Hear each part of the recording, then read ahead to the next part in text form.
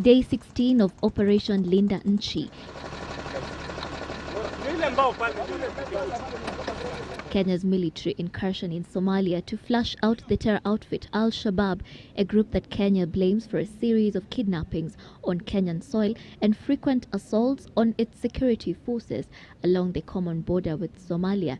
Reports indicate that Kenya's fighter jets hit Jilib town in southern Somalia, destroying 14 Al-Shabaab technical equipment that had been mounted on vehicles.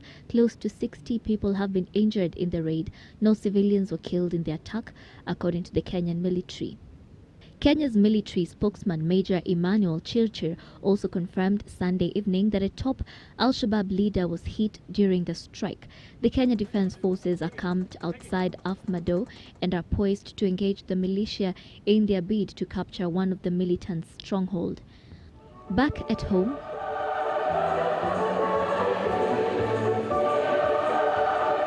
it was time for the disciplined forces to seek divine help, even with their efforts to secure the country from external aggression. An occasion graced by Vice President Kalonzo Musyoka and other top security officials. And here there were renewed calls for the country to stay vigilant in these times that the country was essentially at war.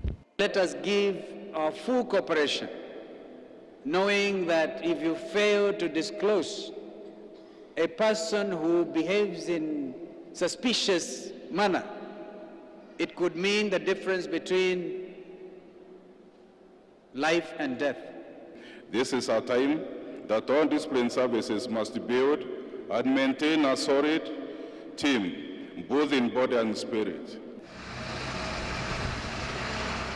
This comes even as the government maintained its assertion that Kenyan forces were in Somalia for the long haul, and a day after the Kenyan government offered amnesty to Kenyans who may have been recruited by the terror group should they surrender. Our soldiers are out fighting in the cold, sacrificing their lives so that the security of this country cannot be compromised. In the meantime, Somalia Prime Minister Abdiweli Mohamed Ali is expected to lead a delegation of TFG government officials to Nairobi to resolve the diplomatic controversy prompted by President Sheikh Sharif's remarks that Kenya's defense forces were not welcome in Somalia. And in Australia, leaders who had converged at the Commonwealth Heads of States and Governments meeting resolved that political stability in Somalia was key to ending piracy in the Indian Ocean. In a communique issued at the close of the summit, also attended by President Mwai Kibaki and a host of Kenyan ministers, the leaders pledged to accelerate efforts to combat piracy in a manner that was consistent with international law and to increase maritime security along the coastline. Sheila Sendeyo, Sunday Live.